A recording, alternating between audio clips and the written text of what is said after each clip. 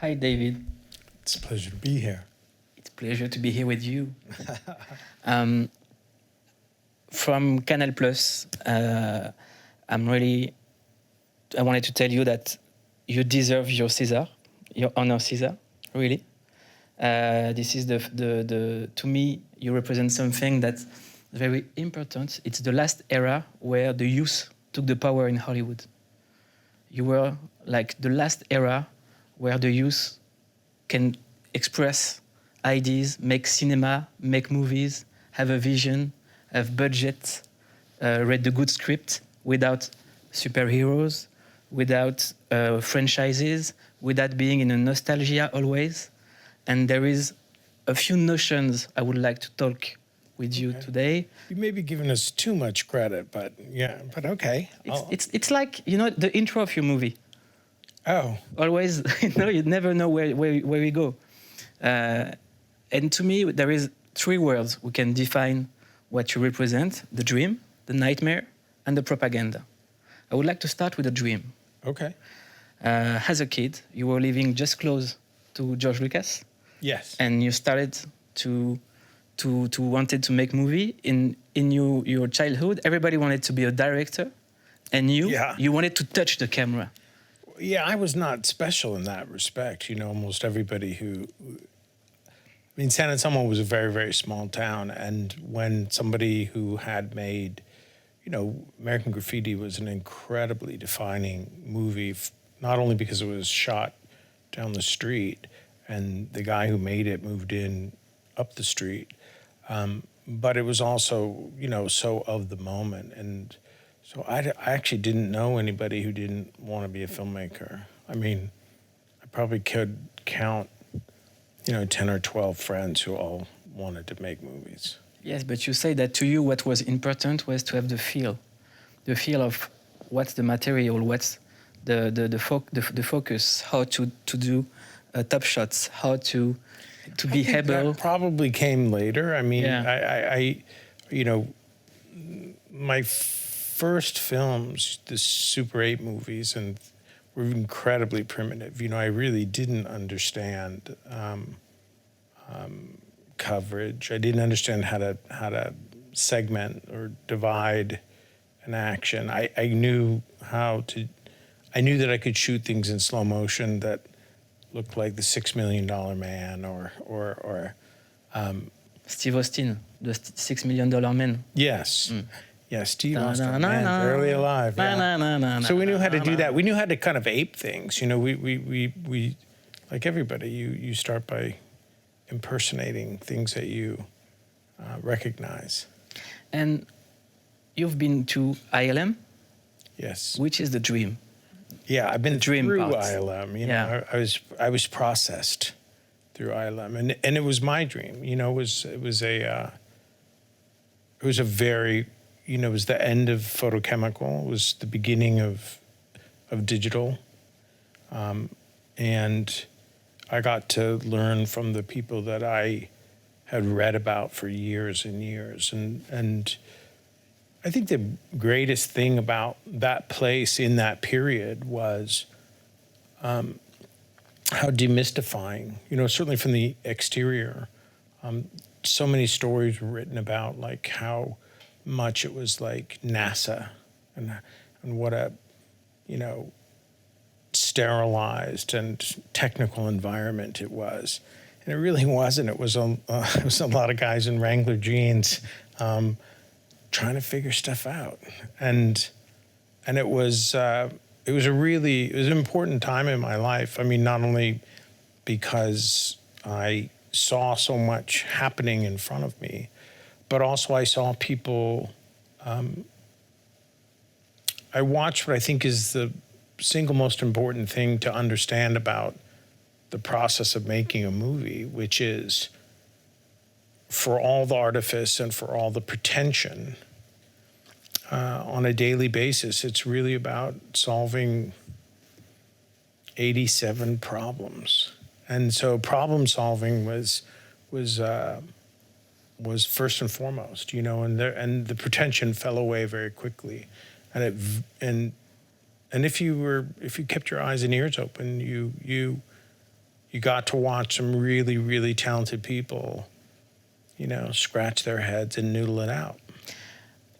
You've worked on the movie who literally made my childhood, Never Ending Story. I've worked on maybe 5 shots on Neverending Story. And It's 5 shots of the greatest film of all time, Yeah, well, it's funny because when you worked in the Matte department, and the Matte department is very much like this room. It was in the dark. There were cables running all over the floor, and you had your storyboards that showed what the shot should be.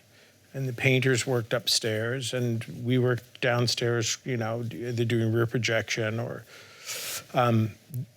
sometimes we would do, original negative matte paintings.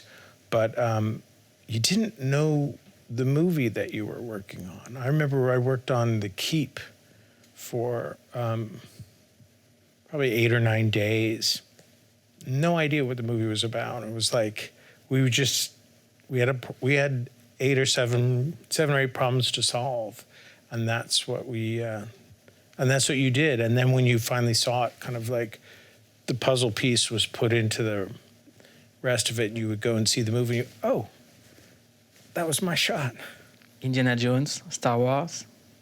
Well, not Star Wars, but Return of the Jedi. Yeah, and yes, Temple of Doom. That was interesting. That was the first time I really got to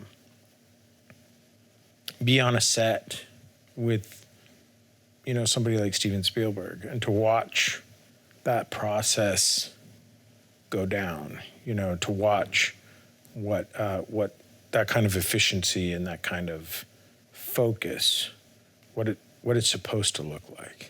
I'm talking about this era because right now when I'm seeing what's going on in the theaters, I always see remakes, sequels, prequel of the sequel of the remake. Yeah. And this era, and well, 2 of the movies you're talking about were sequels. Yeah. what do you, Jedi and Temple of Doom were. How do you feel about that?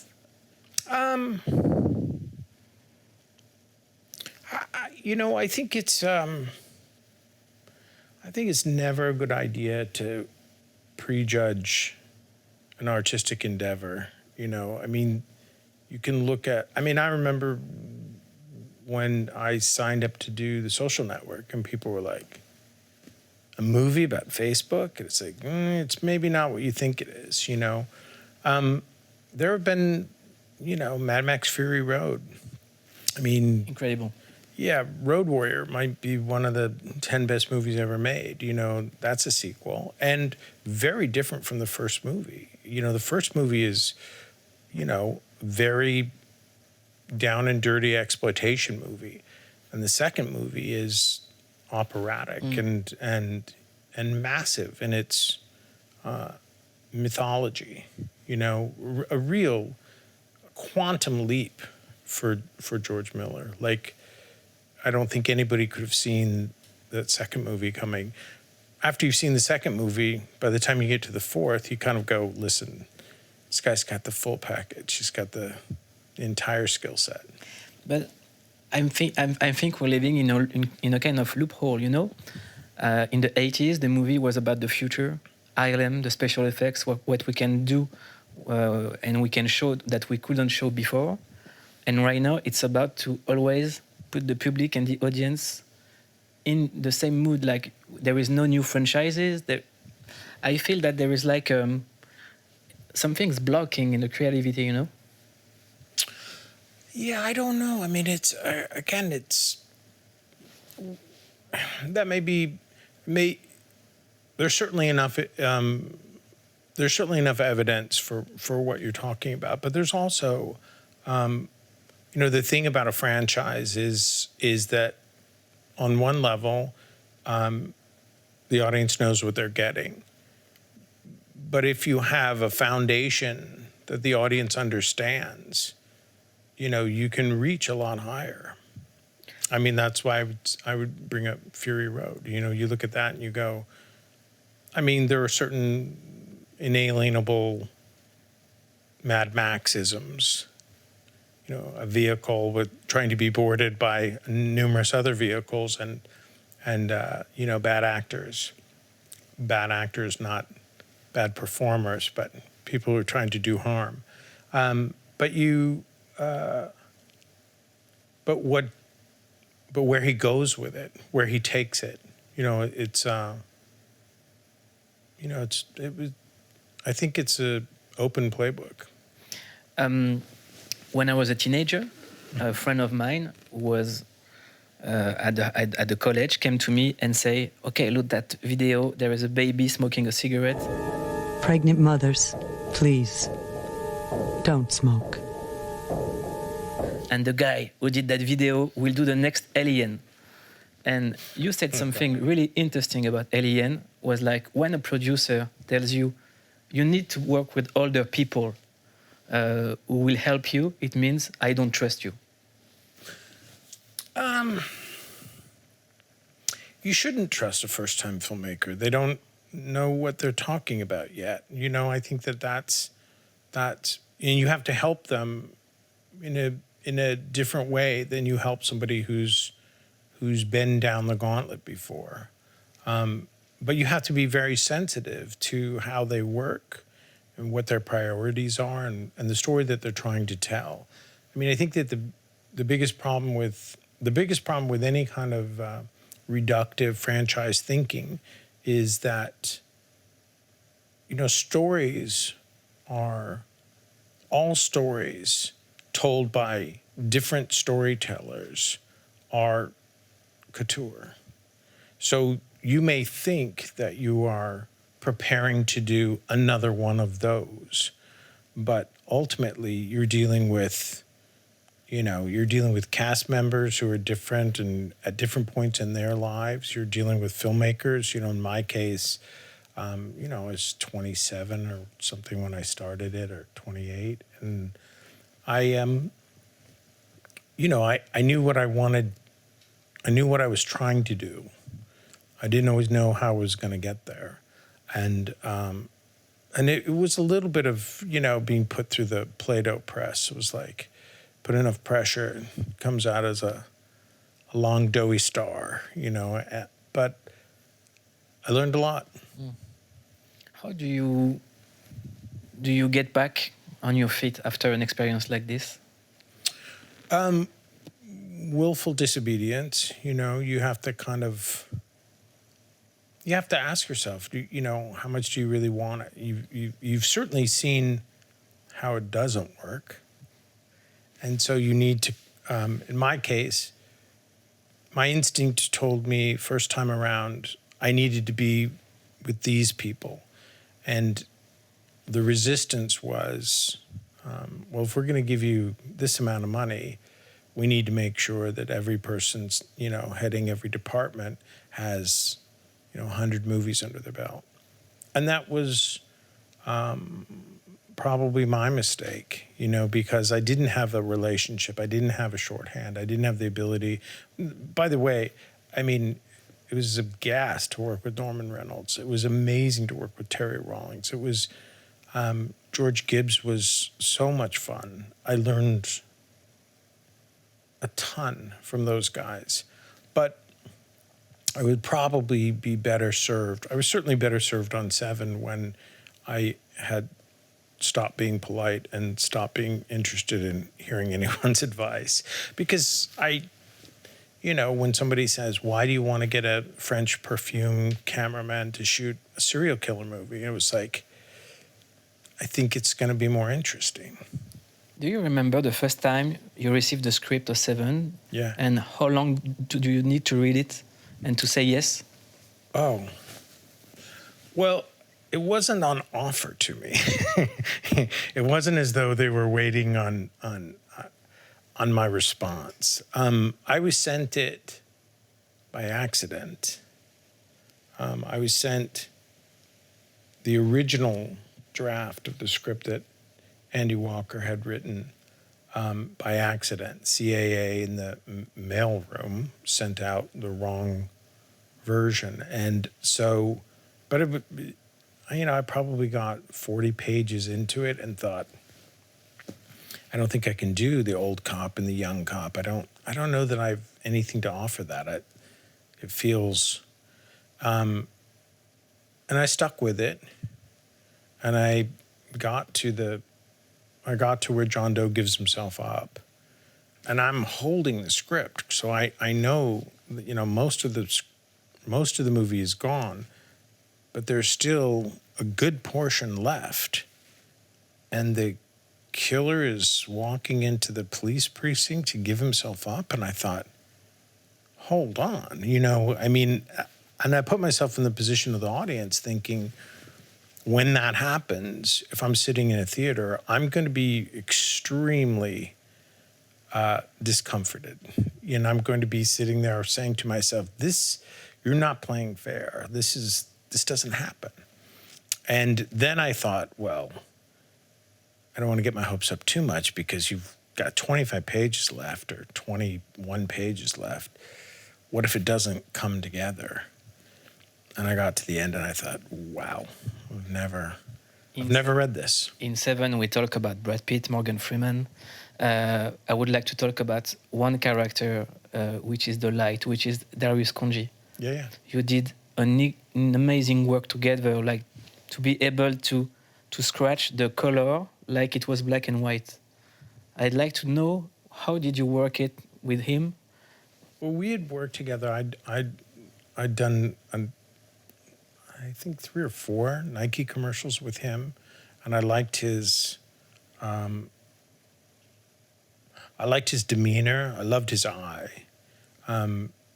He had, you know, the most difficult thing from my standpoint, assessing a cinematographer, one of the hardest things is how they get light to hit an actor's face, because it's a very, very peculiar magic when the exposure is just at the right place. You see the face in a very, very different way than when they're just illuminated, right? It's not so much about, it's hard to explain. And I'd seen, I guess it was City of Lost Children, but we'd done some Nike commercials together, and I just thought he had a great sense for he had a great sense for faces. And I thought, that's what this, you know, when it gets right down to it, the thing that's going to make this movie work is whether you can make these two guys interesting to look at for. I knew that we could do the body horror aspects of it. I knew that we were going to withhold a lot of that. So the question was, you know, in terms of mise en scène, like, can we get the decay? Can we get the moral rot? And still have these beautiful faces in the middle of all that. And when New Line was resistant, and quite rightly, I don't begrudge them their, well, wait, why do you get somebody who does perfume commercials to do a movie that's this sort of rotten and necrotic? And it was just an instinct, you know. In the end, sometimes you just point over the left field wall and go, we're going over there. What's going on over there? Put the gun down. I saw you with the box. What was in the box? Because I envy your normal life. Put the gun down, baby. It seems that envy is my sin. No, what's in the box? Not till you give me the What's gun. in the fucking box? Give me the gun. He just told you. You lie! You're a fucking liar! Brad Pitt said that Seven was a movie at this time you and Brad Pitt was at the same level in your life, the same questions, the same struggles. And he said that you were able to put the words on what he was living at this time. Maybe. My experience of the movie, and again, God, it was a long time ago. I hate to say that, but my experience of the film was, you know, in my first movie, I was the youngest person for, you know, a mile. And I felt it. I felt awkward. I felt like and I'm not shy of asserting my opinions but it was hard. It felt like, and I had a unindicted co-conspirator in Brad that was, I would make little asides under my breath and he would laugh and we could talk about Monty Python episodes and we had a lot of the same kind of interests. And so that was a very different thing for me. For the first time I was like on a movie set talking with somebody who was of my, not generation, but of my orientation. And so, not to say that we agreed on everything, because there were definitely times when he would, but he's a director's dream. He's one of those guys who's like, if you can answer the questions when he poses them, why am I doing this and why? And if you can answer them, he's there to serve. He wants to serve the director. Ma vie a changé pour toujours en ce jour de 94 où j'ai pris un café avec David Fincher. Je ne sais pas si ce que nous faisons a son importance en fin de compte, mais je sais que ce qui a son importance, ce sont les gens auxquels nous nous raccrochons et la marque indélébile qu'ils laissent sur notre être même. Je lisais un passage l'autre jour où un personnage demande « Qu'est-ce qui est le plus important, le voyage ou la destination ?» Et l'autre lui répond, c'est la compagnie. Je ne sais pas quoi ajouter à cela. And I certainly appreciated that after Alien. This leads us to Fight Club. Yeah. The movie about a generation of male raised by women. Today, like 25 years later, how do you judge that movie and his impact on society?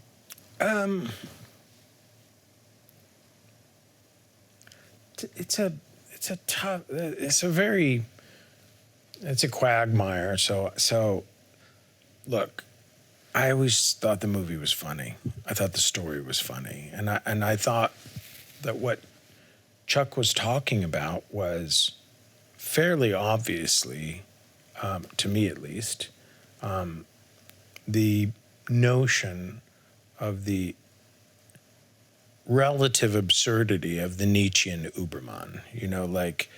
It felt to me that it was kind of a blunt instrument in the way that Chuck was wielding it, and it was a cautionary tale about what to do with the anger that's engendered by your disenfranchisement. But the fact that it's been misinterpreted by people whose point of view I couldn't really imagine is alarming. I guess you would like to say them, I'm not your father. No, it's funny because I read the book. I had one night to read the book. It was presented to me. If you're interested in this, 20th Century Fox, who you had a really horrendous time with on Alien 3, is going to buy this book. So if you want to get into this, you have to read it tonight. And I kind of didn't appreciate that the clock was ticking. And I remember sitting on the edge of the bed and going through it. And I just could not stop laughing. I just thought he had his finger up the pulse of something that was truly diabolical, in that it was really funny and really disturbing and really salient. It was, and there were lines in it. There are moments in the book, descriptions of the inner monologue that I thought, oh my God, I've heard myself say this. I've had these thoughts. Not to the extent that I would want to take credit for them. I'm embarrassed that I've had some of these thoughts. I'm embarrassed that I've thought about, if I just get that sofa, I'll have the sofa problem handled. Is there a part of Tyler Durden in David Fincher, or David Fincher in Tyler Durden, when I see, you know, the little appearance in the movie, Yeah. I see you having fun in editing. Well, I mean, I can't tell you how many moments crossed over. I worked when I was in my teens, as 15, 16-year-old, I worked in a movie theater, and the guy that I worked for used to cut single frames out of Dress to Kill, like the body doubles, the nude women out of the nude body double for Angie Dickinson out of, and he had all these little, I think he had Chrissy from Jaws, he had like all these, and I remember him talking about, you know, they were all saved and taped up on the glass and light boxes, and I remember reading Chuck's book and thinking, how does Chuck know about this stuff? Like, there are really people in the world who do this. And I was howling with laughter, thinking, and then to watch those two guys bring that, you know, push-pull to life was, it was a lot of fun. We laughed a lot making that movie. I mean, and I know that I know that the movie has taken on a life of its own as it relates to incel culture, but we were talking about a guy trying to make his peace with Marla Singer, you know? It's funny when you talk about the incel because everybody took Fight Club for him, for his ideas. Yeah. Extreme left, Yeah. they're talking about anti-capitalism movies. Yeah. Alt-right, it's an incel movie. It's a pro-men movie. It's a pro-fight movie. It's a pro-soap movie. Well, yeah, exactly. It is a very pro-soap movie, and I think that that's often overlooked. It's about cleanliness and hygiene. I think I don't know what to say other than, you know, I've read a number of dissertations where people take the movie to task for, well, if you're making a cautionary tale, then, you know, Fincher misses the side of the barn because he doesn't understand that he's made Tyler Durden so attractive. I mean, that's an absurd point. I'm making a movie where Edward Norton has to find Tyler Durden extremely attractive. He has to give up everything to move to this miserable part of town and live in a hovel and give over his life to his guru. And so the notion that you would in some way that you would draw a frame around it and say, okay, watch out, everybody. This is, I mean, it's not a cautionary tale. It's not Requiem for a Dream. You know, it's not Sarah T. Portrait of a Teenage Alcoholic. It's about a guy who gets seduced into a way of life that, you know, granted, a good 90 minutes later, does not work for him in many, many, many ways, and continues to not work for him in ways he could never have imagined. And so from my standpoint, you know, the idea that you're supposed to, you know, provide the audience with some sort of like, look out, don't find this in any way, you know, amusing or seductive, seems kind of anti the story. Too obvious. Stupid and reductive. Yeah. That's why you don't like comedy. No, I like comedy, but yeah, I like comedies. I mean, I think Tootsie's one of the great movies ever made. I can appreciate it. Somebody already made that, you know, and I really liked Andy Kaufman. I like Sterling Hayden in Monty Python's. Well, yeah, I love Monty Python. I love Monty Python. Victory is mine. We thank thee, Lord, that in thy mouth... Come on, then. What? Have at you! You are indeed brave, Sir Knight, but the fight is mine. Oh, had enough, eh? Look, you stupid bastard, you've got no arms left. Yes, I have. Look! It's just a flesh wound. I've probably seen Holy Grail 150 times. But I also like humor that has to be unwrapped carefully. We were talking about the dream. Now we'll talk about the nightmare. Uh-oh. The nightmare. Zodiac, which is my favorite movie about you. Okay. Zodiac, to me, is the nightmare because it makes thinking about your childhood, what was going on in your childhood, and how the media went into the deepest parts of the darkest of humanity to sell paper, to create an event, and to impeach the police. Yeah, I mean, listen, the lessons of Zodiac, the case, not the movie, but the lessons of the case of the Zodiac are myriad, and we have that case to really, that and Son of Sam, were really two incredibly instrumental occasions that law enforcement learned a lot about how to deal with somebody like this kind of perpetrator. And you can't know it until you see it at least once, maybe twice, let's hope.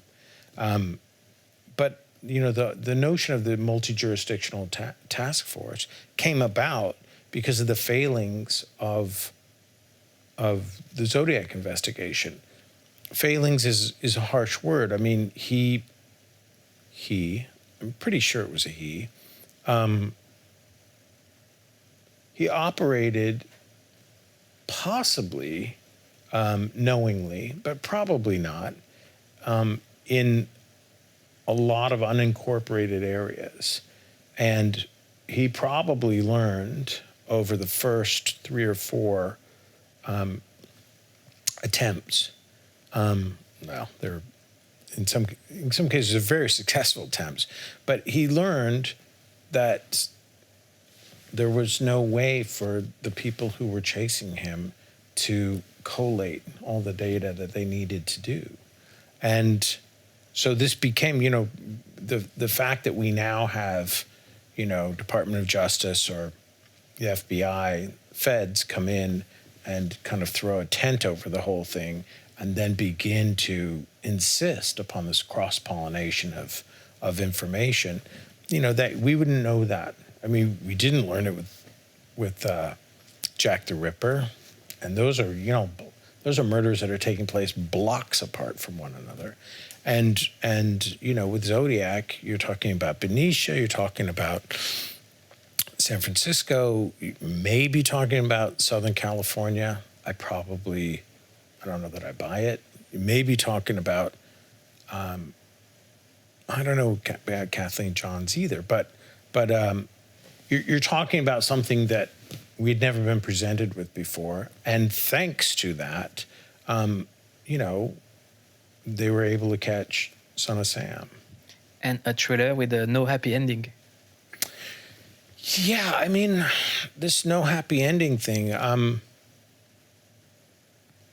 I was interested in the story because as a kid, I grew up in the Bay Area, and there was no happy ending for me, and it still fascinates me. And I think that's almost more compelling, the idea of what you learn through irresolution. I mean, I didn't feel the need. I mean, it's not like we sold the movie to Warner Brothers and Paramount saying, and we're going to catch the guy. No, we walked him through it and said, this is a movie that's about how you don't always get the guy. About life. Yeah, and kind of more importantly, like, you know, Robert Graysmith is a man in real life, and the character in the movie who reaches the end of his rope, if not the end of the road, and from his standpoint, he feels he knows who he was comfortable in feeling that he could put it away. But the story was about somebody who can't put it away. And you know, I feel like that's as valid a story to tell about a series of murders as it is to finally slap handcuffs on somebody and perp walk them. But you know, to me, the impact of Zodiac and what this movie is telling about the American society and his inner violence makes me think about what did Tarantino with Once Upon a Time in Hollywood. When you see a bunch of hippies watching TV and violent TV to go and commit a murder at the end, it's a way how you tell how your childhood was surrounded, maybe unconsciously, by violence. I mean, there's no doubt that America is a incredibly violent society. Certainly, I mean, if you're on the internet now more so than ever. I'm not sure. I mean, I think what we have is more access to inhumanity, maybe, and more documentation of it. I don't know. I mean, it's amazing how many, you know, how DNA is solving so many cold cases now.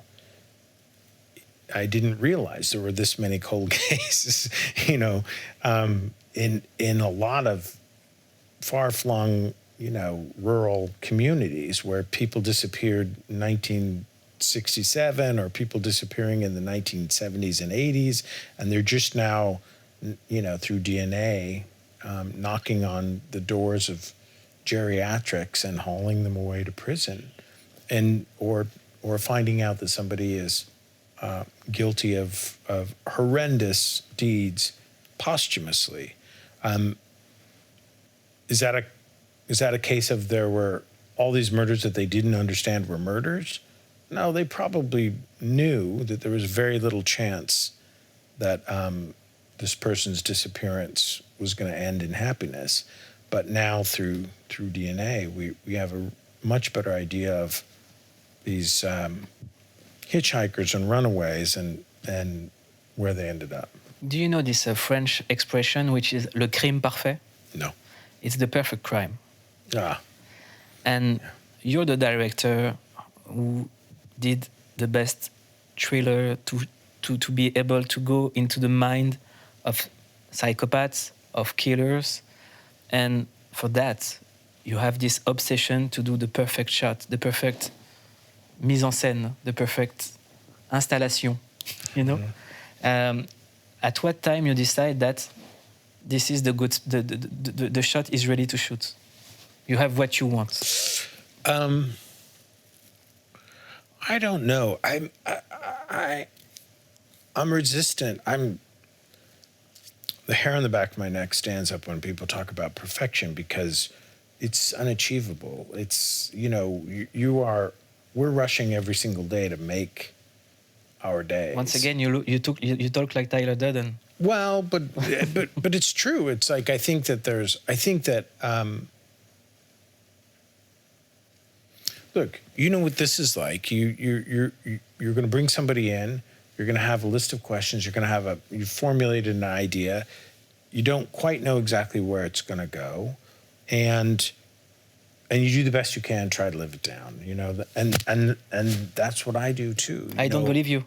Well, yeah, I don't know how to make you believe it, but I feel like,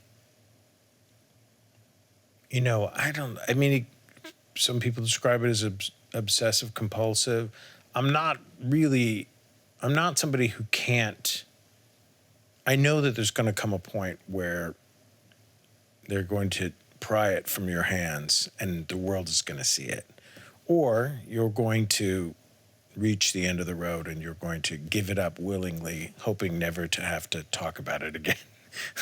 And that's what it is to make films. You know, you make them as well as you possibly can.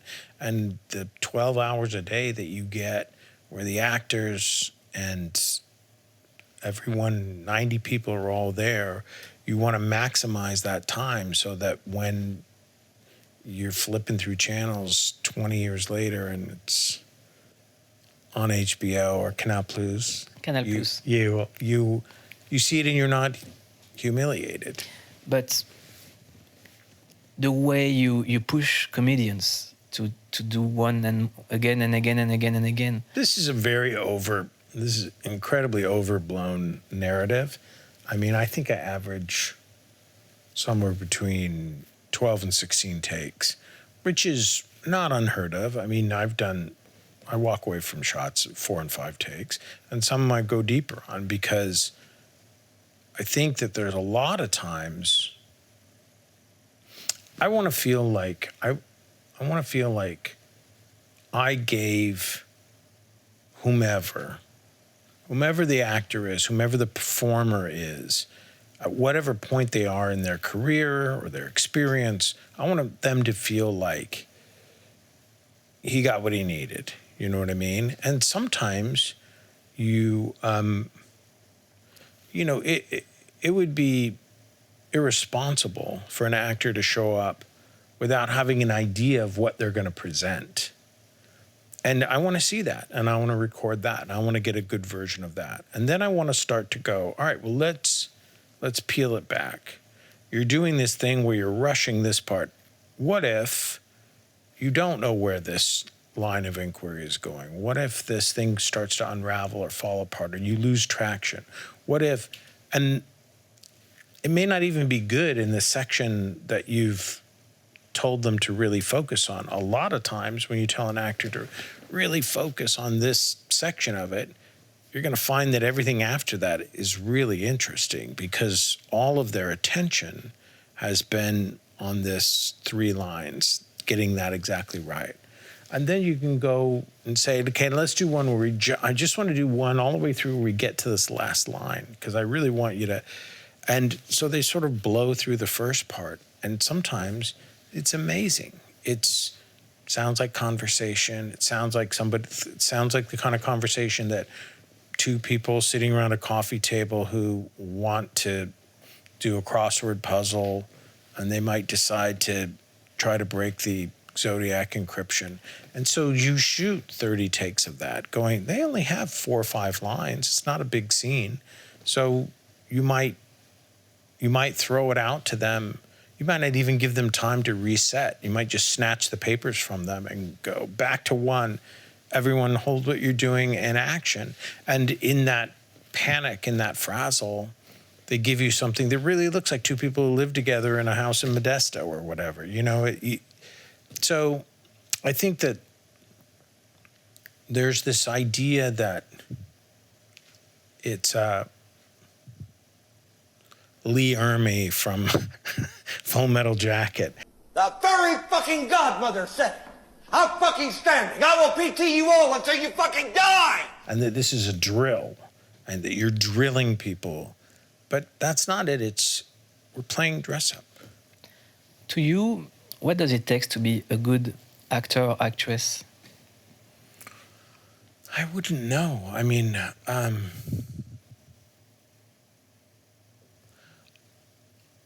not interested in good or bad.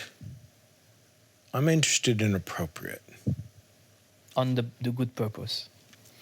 I'm interested in putting somebody who has an innate thing that's part of, it may be the thing that they're trying to hide, but I want to put them in a position where I'm going to use that. That's going to inform, that's the foundation of who this character should be. You know, I often talk about, you know, I think it's not, you're never going to trick somebody into giving you a great performance. You're never going to, I've never been able to, I mean, there are people, I think Sam Mendes is one. I think Steven Soderbergh works in a very, very different way. He's very much like, you come in, you do your thing, I'm going to watch it, and we've discussed it, what it is, and now you're going to do it. You're going to do it 3 or 4 or 5 times, or, the next 2 times. And Sam is one of those people who, because his background is in molding and helping and cajoling and informing, my trip is a very different one. I want to create a believable world that somebody can come in and go, oh, wow. Like, if I open this drawer, if I'm a doctor and I open this drawer, this is going to look like a doctor's drawer, and the shoes that I'm going to be given are going to be this character. And by steeping them in all of these things, help them play dress up better. And so I'm going to help them by giving them a lot of opportunities and by giving them some ideas to think about, so that they can play dress up better. I'd like to talk about the Social Network. Okay. Maybe it's your more scariest and evil character. God, I hope not. I feel like when you see the impact of his decisions, the impact of what can... In the movie? In the movie or in the world, I don't know. Yeah, again, in the world, I had nothing to do with, but in the movie, you see a guy who has some obsessions, some failures, who has his version of the truth. Well, I mean, I've said this before, but I think it bears repeating. I'm not interested in an argument between 2 characters where one is wrong and stupid and the other is right and smart. Or even the inverse, one is right and stupid and the other is wrong and smart. I'm interested in an argument between 2 people who truly believe what it is that they're saying and truly believe that their position is righteous. I hope that Jesse Eisenberg's performance is human and true to, I started a music video commercial company when I was 23 or 24. I know what it's like to be condescended to. Like, I understand what it's like when you say, well, I think we should make a company that works in this way. And the people who are holding the purse strings are saying, that's really cute and everything, but we're going to do it our way for a while. And so I understand that, and I feel like, watching a monitor for a living, I was seeing somebody who had a lot of that bubbling under. And so my job on that movie was to take what was arguably one of the best scripts I've ever read and make it, put it on its feet, make it solid, 3-dimensional, and make it seem like those are the conversations you would have in a room where X, Y, and Z is going on. And these are the things that are important to men of a certain age, young men of a certain age, and, the idea of, the cohabitating, like, work village with the segues in the background. And, we weren't making fun of that. We have reference that we were following, but it was pleasurable. It was pleasurable not that we were smirking at it, but that we were, I've seen it. I know what I know what that is. So you don't think it's one of your scariest character ever? I don't think so. No, I think he's definitely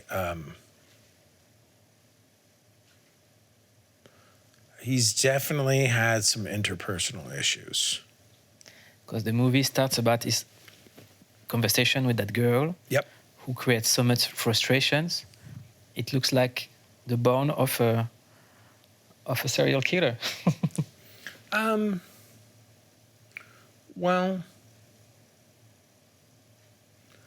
you see the original scene, you know. Yeah, but the notion of serial killers are sociopathic. I don't know how sociopathic Mark Zuckerberg is and or was in real life. I know from some communications that he was harsh, and I know from what some people said about him that, and people who had seen the movie, that we got close. You know, that we got close to showing a conflicting Genesis story of a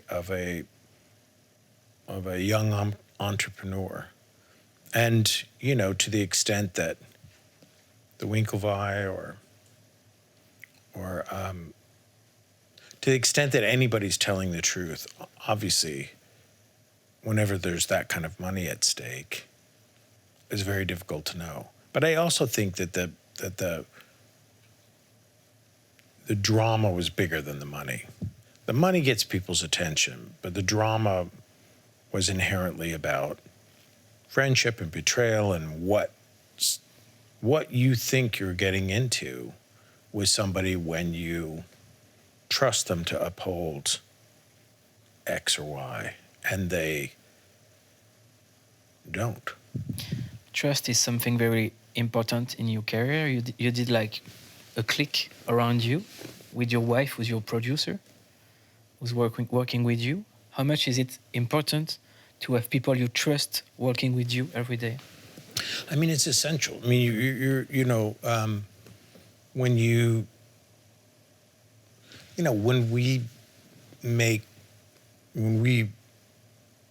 play dress up in scenes where people get raped or people get murdered, you know, everybody involved in portraying those kinds of they need to know that you are thoughtful, you're safety conscious, you're psychologically safety conscious. You know, you can't ask somebody to, you know, Dragon Tattoo we reshot that rape scene at least once, maybe pieces of it twice. You can't ask somebody to go through that without saying, you need to trust me. And all of your behavior needs to support why. This is why you need to trust me, because I need to be able to show a kind of suffering in a way that is, you know, arm's length, not gratuitous, and yet impactful. You know, I need the audience to squirm. I need people to feel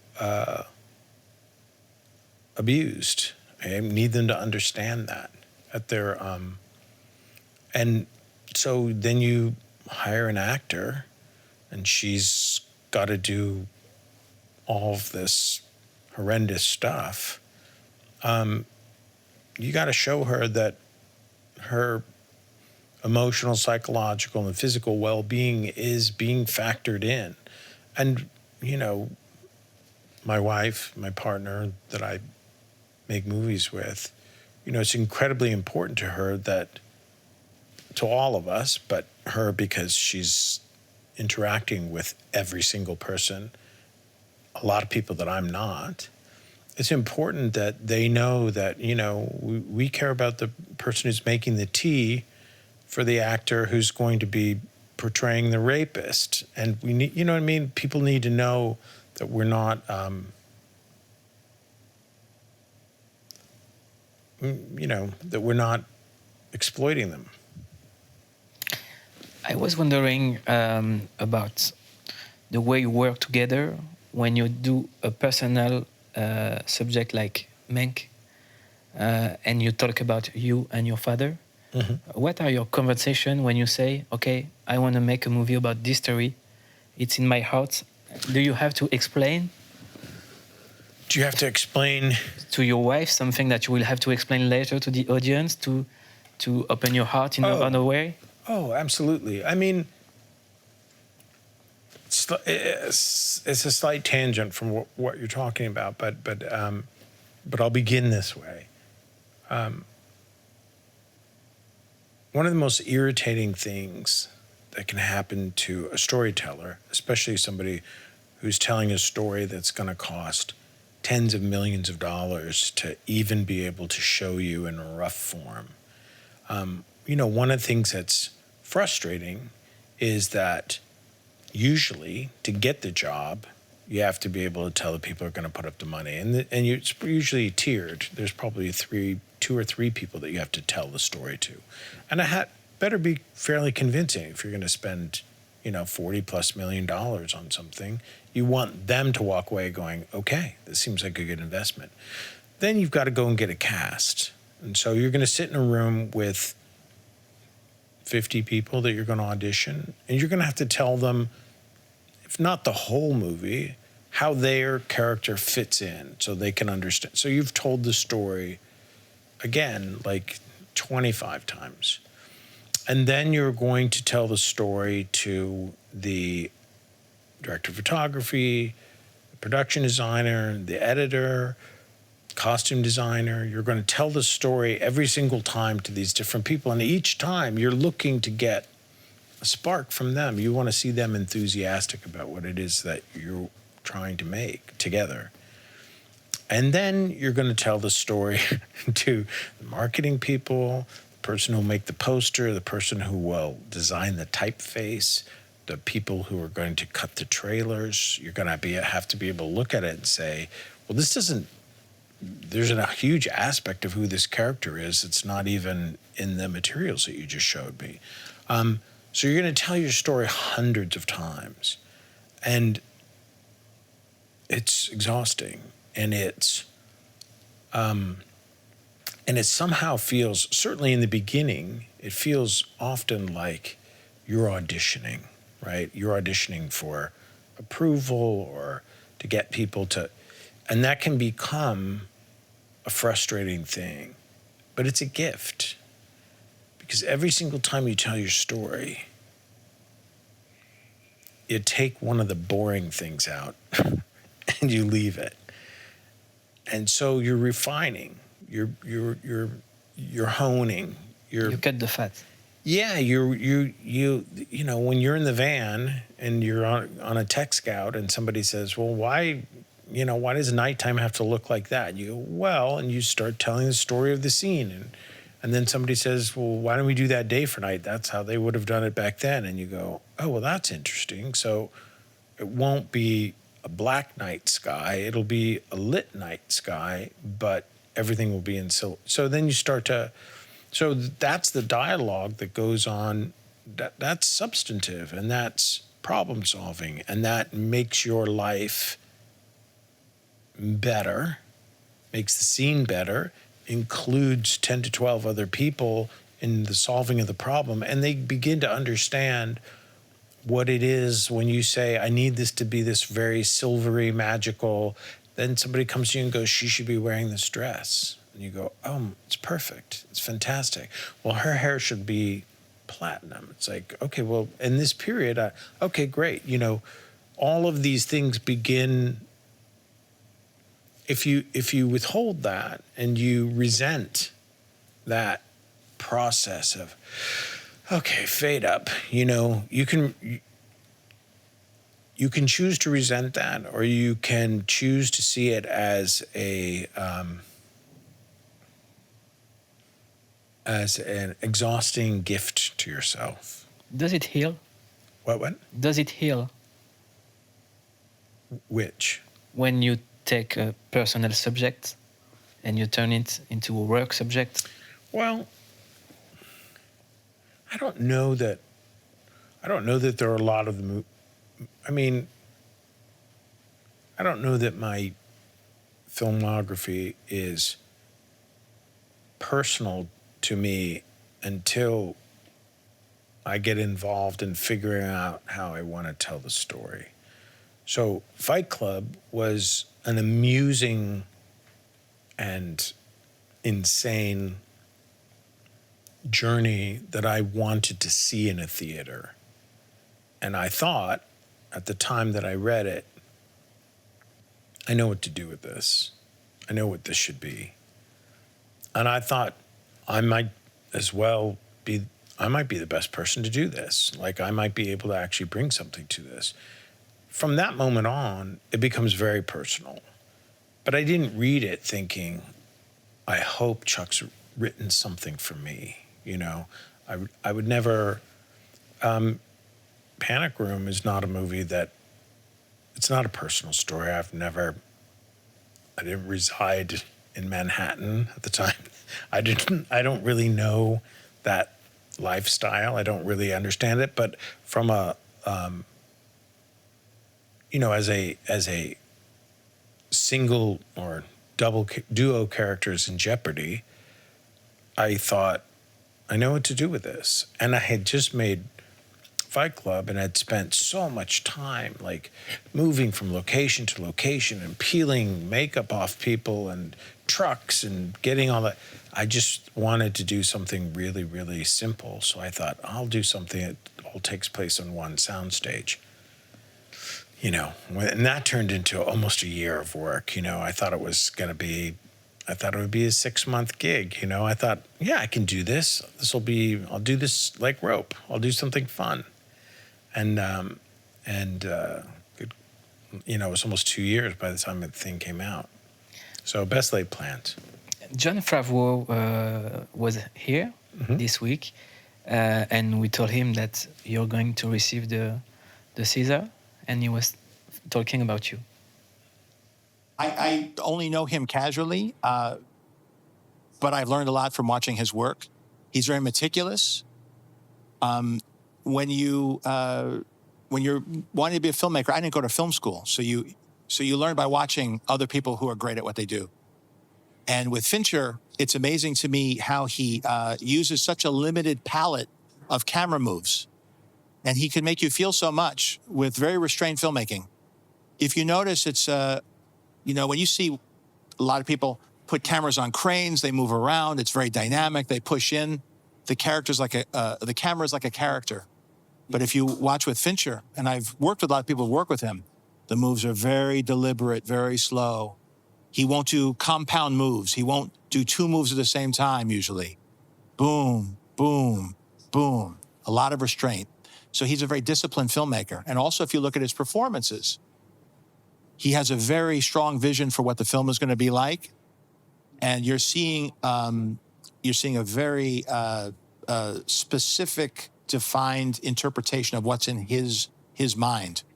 Very different from how I work. I'm bored with being meticulous, but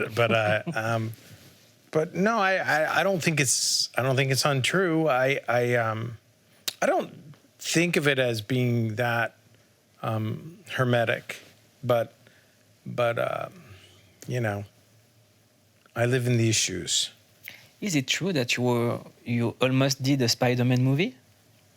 I was one of 18 idiots who met to discuss it, the possibility of it. And would you like to work on a superhero character one day or never? Spider-Man was interesting because, but the Spider-Man, I was interested in the Gwen Stacy story. That was kind of it, like that's. I like the tragedy of that. I like the arc of the tragedy. No, I mean, again, I think it's not a sandbox that has a lot of room left for exploring, to me. Jon Favreau is talking about the way you do your shoots.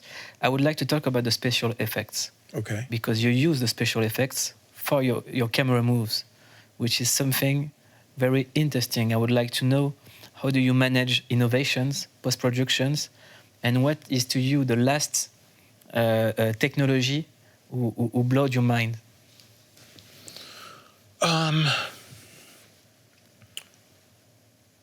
Where do I start? Listen, I come from special effects. I started out in it doing that. And for us, for the people that I worked for, and the ultimate success is when people don't know that they're being tricked. So for me, special effects, for an effect to be special, it has to be integrated in a way that you don't, that is part of the signature of how the information is being meted out, how the deck is being dealt.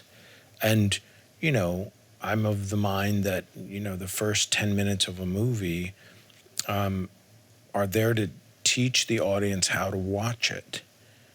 You know, when I saw Star Wars for the first time, when you see the Imperial, you know, starship going over, you realize this was something else, and you had to watch it in a very, very specific way. And that, the majesty of that, and the scope of that, and then the door opening, the explosions and the smoke, and the door opening, and this guy dressed in black with this Nazi stormtrooper helmet coming through and the fact that the audience that I saw it with when I was 14, 15, that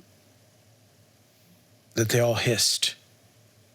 You know, I mean, I understand that George Lucas was familiar with, you know, Saturday afternoon serials. The audience that I was seeing with, they weren't indoctrinated in Flash Gordon, but they knew their part in this, and they understood. The movie had imparted to them how they were supposed to interface with it. And I think that's a really, really important thing. You know, I think that what John's referring to in terms of the control aspect of it is, for my money, I don't want to feel that there's a boom operator and there's a camera operator and someone's pushing the dolly. I like the omniscience of a camera that slides over to where it needs to be. I don't ask the camera to, if the camera can hurtle all the way across the room, move 75 feet, and be there as the phone rings, to my mind, that's saying to the audience, we knew that was going to happen. To see two people talking and the phone rings off camera and one of them says, just a second, and then we take them over and they pick up the phone, and then we see the look on their face as the information that they're hearing on the other end of the phone changes the color of their day. That to me is a kind of storytelling. Now, the camera hurtling through space and landing on a phone in After Hours, very different thing. The style of the movie is infusing. It's helping you understand the story. And I guess, you know, that I've become a cliche by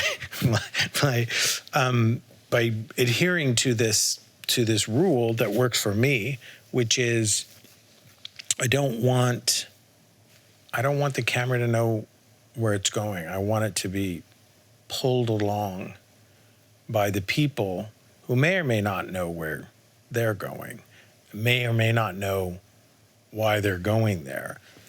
And that's up to the screenwriter, you know. So I don't know if that actually. You answered. Okay. Yeah. Are you watching what's going on with the IA and new technologies? What we can do now? Yeah. What's impressive for you? Well, I mean, obviously, deepfakes are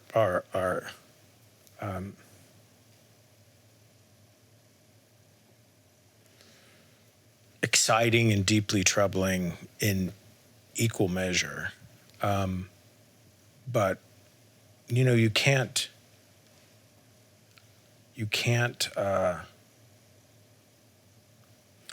downgrade the impact. It's a Wild West show. It's a whole new thing. And the 4 or 5 shots that I've seen of Indiana Jones, it's pretty shocking that you're relating to a character. I mean, you can argue that it's preying on your nostalgia, but it's doing it really, really well, and that is, I don't know, you can put the lid back on Pandora's box, but there's going to be some very, very interesting exploitations of this. Which comedian, actor, actress would you like to make live in a deep fake? Oh, I don't know. I don't.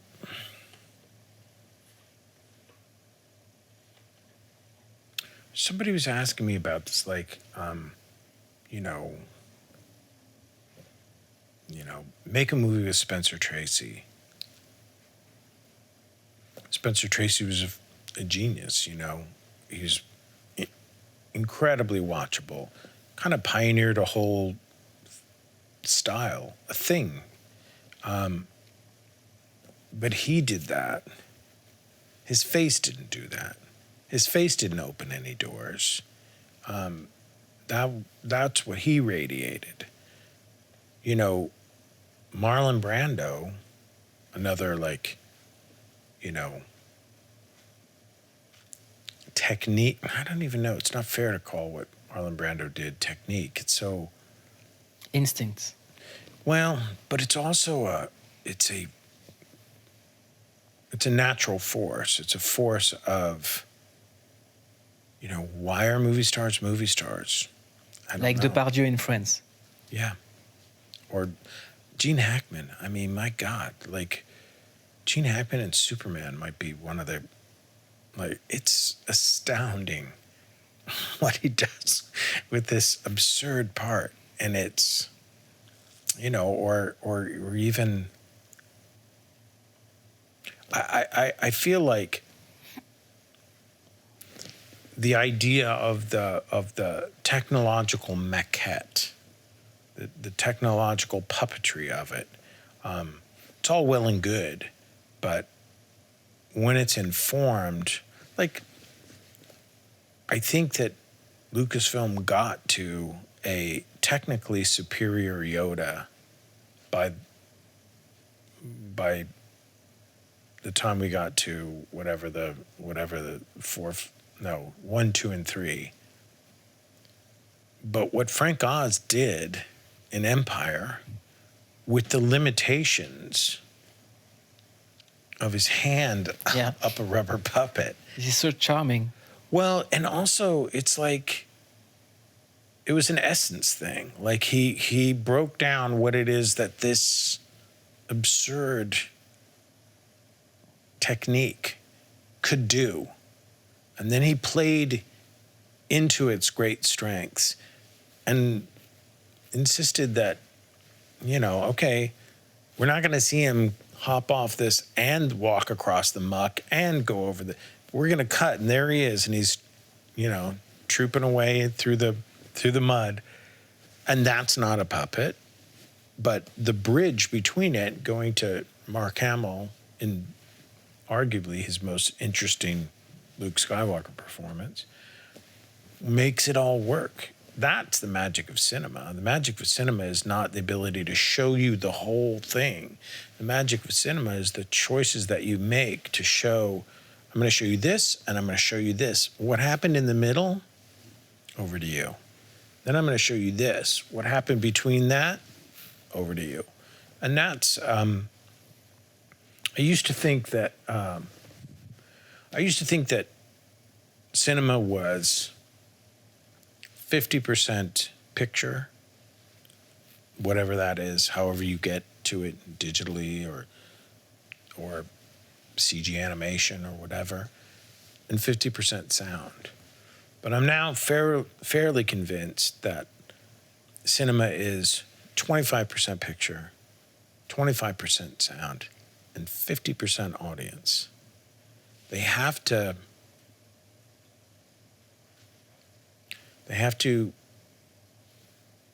not allow for it.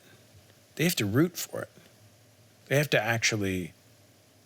to want to jump in. And that's an interesting thing, especially when you make movies that have a lot of inhumane treatment. Getting people to, when you say to the audience, hey, follow me down into the basement, it's a very different thing than when you say, I want to get on Millennium Falcon and blast out of here. So, does that make sense? Yeah. Okay. It leads us to talk about Athena from Romain Gavras. Yeah. You quoted about this movie. Yeah, I mean, I was knocked out by it. I just thought, we talked about this. Alfred Hitchcock made a movie called Rope. It's a really interesting play. And his summation of it was that it was flawed for one simple reason, which is that it's anti-cinematic. That the thing that makes cinema is the ability for me to snatch your eyeball out of your head and put it under this chair, and one frame later be at the top of the Eiffel Tower watching searchlights, and that ability to leap is inherently, that's what cinema is. Everything else, acting, you can do that on the stage. You can do it on a street corner. You can't snatch somebody's eye out of their head and show them exactly what it is you want them to see for exactly as long as you want to, and make them fill in the blanks. You can't do it. So when I saw Athena, I started off thinking, okay, I think I know what this is. You see about a minute and a half of it and you go, okay, is he going to keep this up? And then you've got tear gas and flares and incoming tracer rounds, and you are, it's that moment in Apocalypse Now at the Do Long Bridge where you are in the shit. And the fact that there's subtle interrelationships playing out, people lying to family members, all of this stuff happening in the foreground, and the background is relentlessly, it's a ground acquisition story. And to watch something at that kind of pace it's thrilling. It's one of those things where you just go, it's so hard to do. Like, you either have it or you don't. Like, there are people who stage, there are people who can do it. Steven Spielberg, Gore Verbinski. Like, there are people, like Gore Verbinski is the guy you see on the street corner with like a little lump of metal and a file, and you walk past him for 3 weeks, and at the end of 3 weeks, he's holding a Rolex, and you go, how the hell did you do that? And that's what I thought from Roman. I watched that, and I just thought, I don't even know. I wouldn't know how to set the table for this. I wouldn't know how to rehearse it. It's magic. Well, it's the thing that, again, it's all you got, foreground, middle ground, background. And it's how you use it.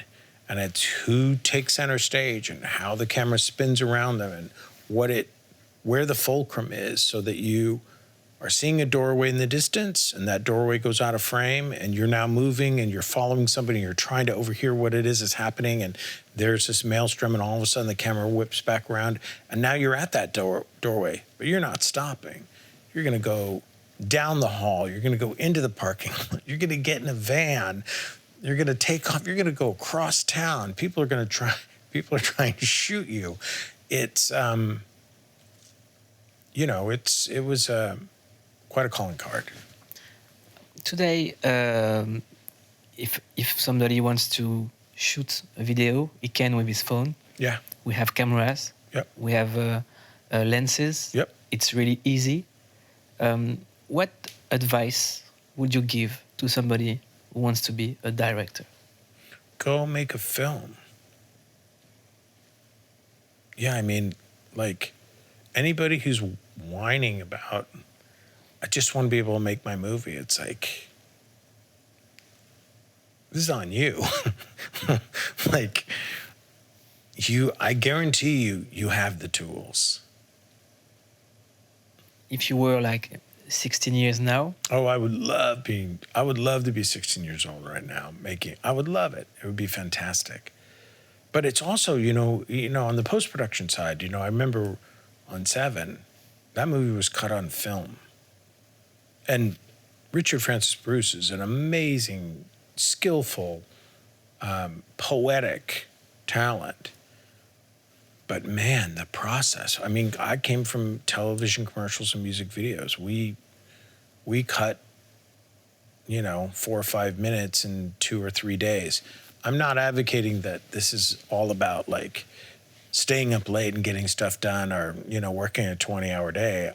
I'm just saying we were used to kind of random access, speed of iterating. And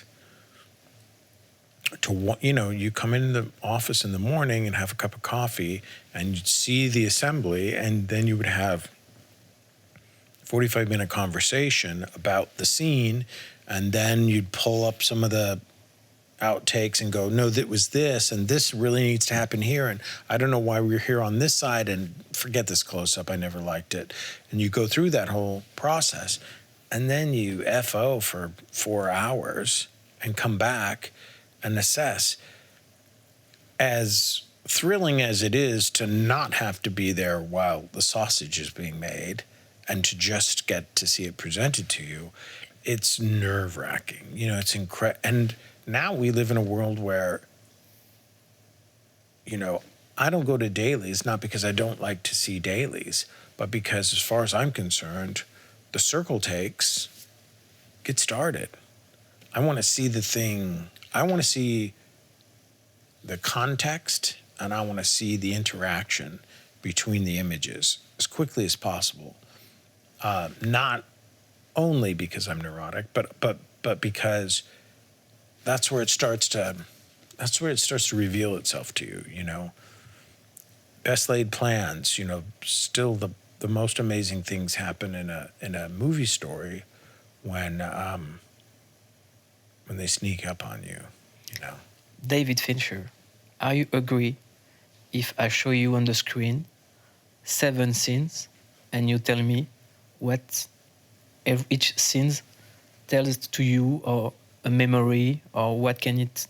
7 scenes? Yeah. Okay. Let's go. Uh-oh. What gives me gluttony? I don't know. Thanksgiving. Friends. What? Friends. Yeah, I would love to be a glutton for friendship, but I'm a little prickly. 6. Greed. Greed. I think greed is the thing I despise most.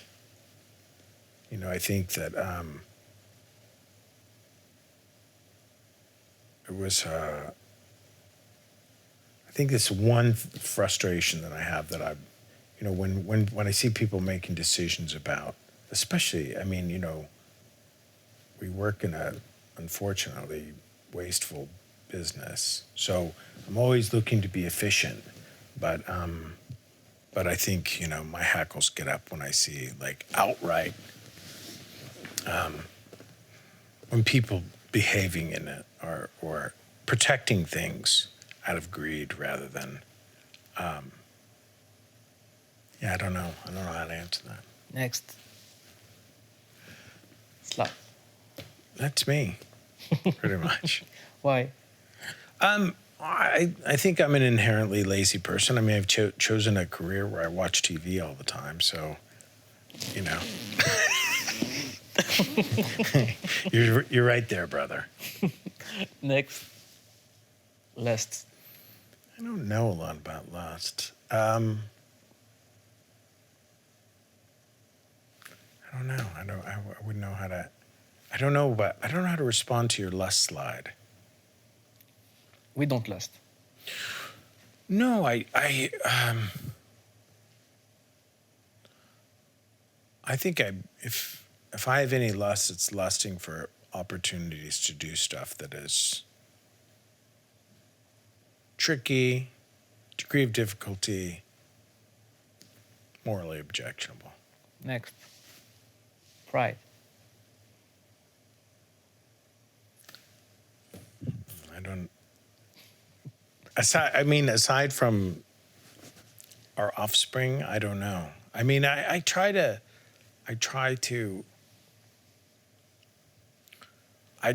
be. I'm proud of a lot of my relationships. I'm not somebody who's particularly. You're not bragging. No, again, I really do. I do feel that, you know, you do the best you absolutely can and then try and live it down. Next. Envy. I don't know. I wouldn't know. Next. Who am I envious of? I don't. Okay, wait. What's that? Anger. Anger. Anger is. It's probably my fuel. It's probably, you know, that. Why is it taking so long? Why isn't this scene terser, more eloquent and smarter? Why can't this, you know? That's a frustration. I probably do tend to use my anger as a caffeine. Are you angry against you sometimes? More so than other people. David Fincher, the show is called Click. Yes. What is to you your definition of a click? The people that you're most comfortable around, where you can say what you really think. You were there. Well, let's hope. Merci beaucoup. Oh, thank you very much. Merci.